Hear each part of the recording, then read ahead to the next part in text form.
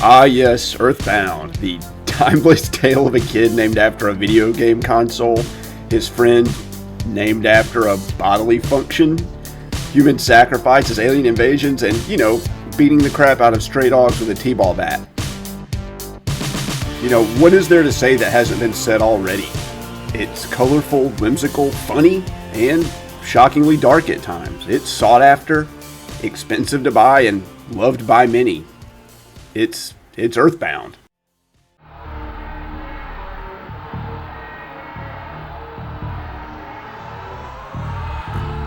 Hey guys, I'm RNG Gamer. I play all my games randomly, except for this one. This one I let you guys pick for me. I did a video where I chose 8 rare or expensive games I'd never played before, and I let my subscribers pick the one I was gonna play, and you guys picked EarthBound. It won by 1 vote over Shadow Tower. So let's talk about it a little bit. I remember seeing EarthBound on clearance at a Toys R Us for $10 or $15 back in the day.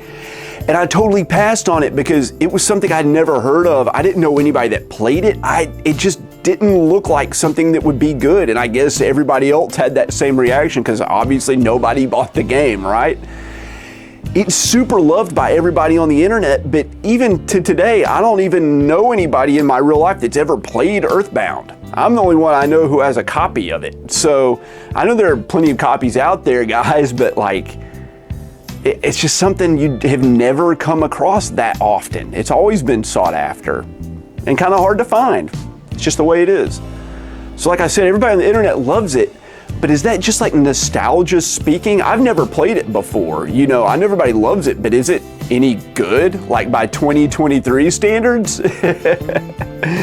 Well, let me tell you, sit back, relax, let's dive into it. And if you haven't already, please subscribe, comment, ring the bell notification, like the video if you enjoy it, and let's do it.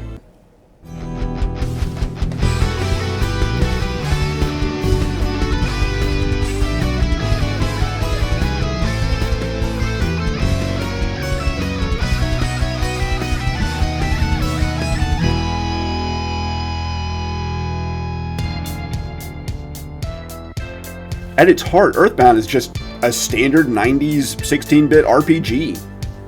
The combat's, pretty basic and would have been considered outdated even, when this game was new.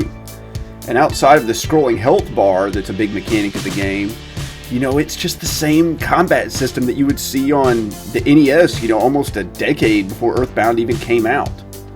It has some very unique graphics that are bright and colorful, but they don't really seem to push the system at all. Although they do have a really childish look to them, which is fully intentional, of course, and really adds a lot of charm to the game. This is accompanied by a wildly varied soundtrack that ranges from, basic boogie woogie blues, for lack of a better term, and, child nursery rhymes, all the way up to atonal dissonant hellscapes.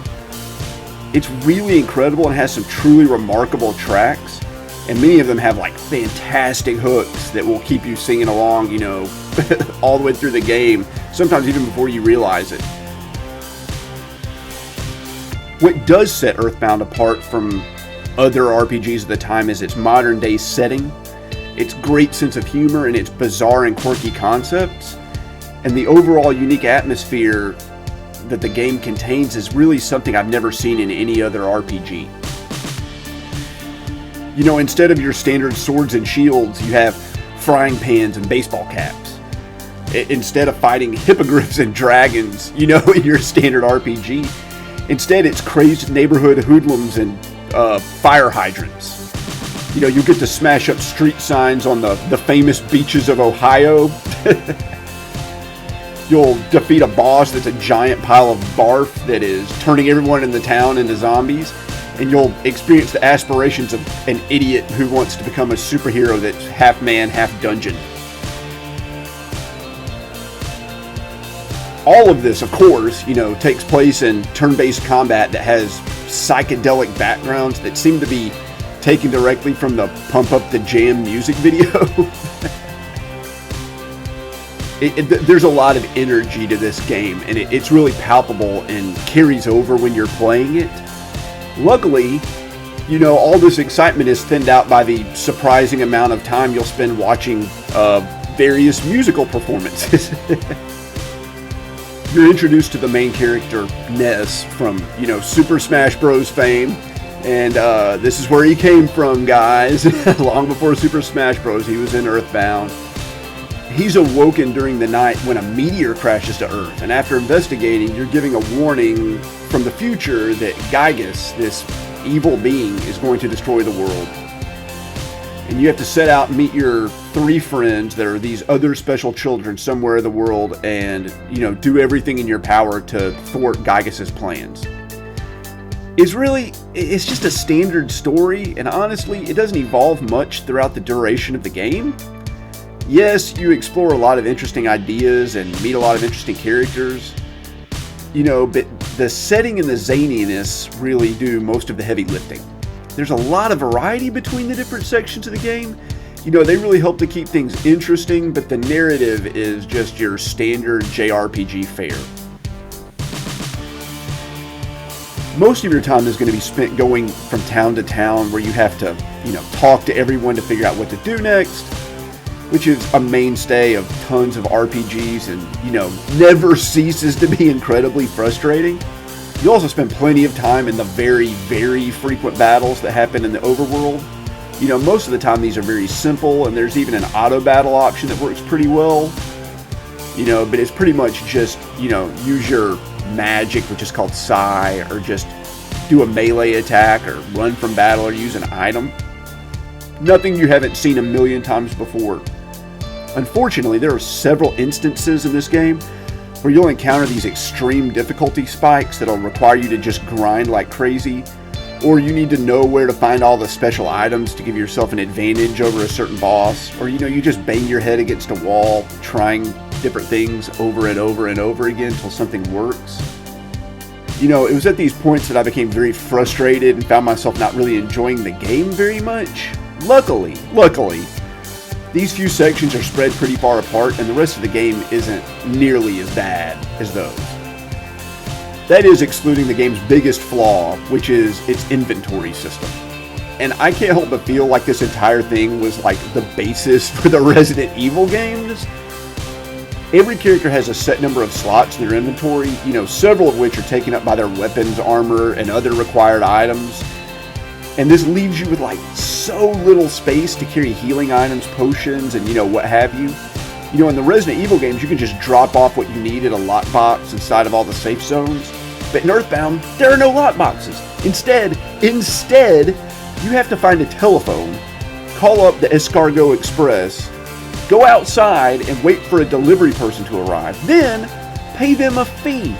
After that, you can select 3, and only 3 items to store or retrieve, not both. If you want to take out 1 item and store 2 more for later, well, buddy, that's 2 separate phone calls, 2 separate fees, and 2 separate waiting sessions.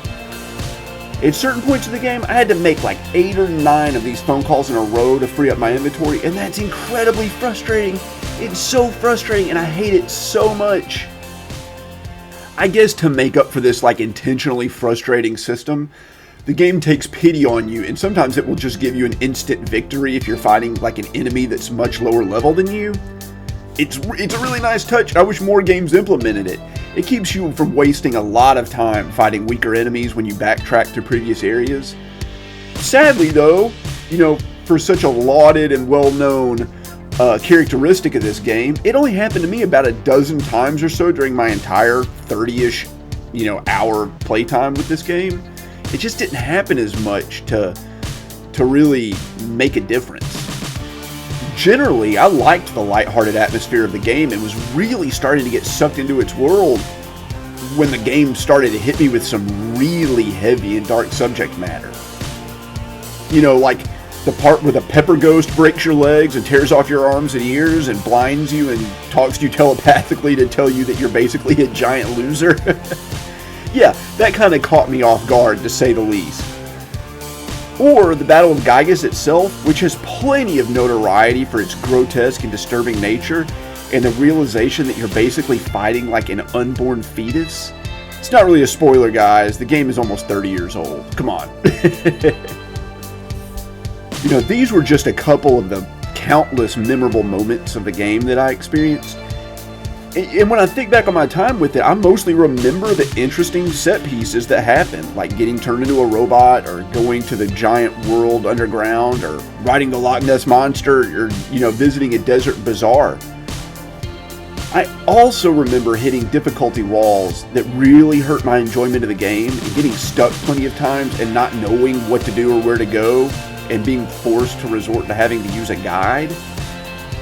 Obviously Nintendo knew this was an issue with this game, because the game originally came packaged with a strategy guide when it came out. Which, for the time, I feel like that's somewhat bad game design. They could have given you some more clues and not just relied on the pack-in strategy guide to help you. But we take what we can get, right? Especially in the 90s. I think what sets EarthBound apart in so many people's memories is that it reaches deep down inside of you and pulls your childhood back out. It lets you relive all those crazy fantasies that you had as a kid. You want to fight zombies? Check. You want to hang out with the Blues Brothers? Check. Have your dad deposit insane amounts of money in your bank account so you can buy whatever you want? Double check. Stop an alien invasion? Check. Save the world? Sure, if you put in 30 hours to beat the game. So does EarthBound still hold up today? Absolutely it does. It's not perfect by any stretch of the imagination. It's boring and frustrating at times, but it's still a remarkable journey that, like, anybody who's a game fan should play. I would say EarthBound is like an 8 out of 10. It's great. I had a wonderful time with it.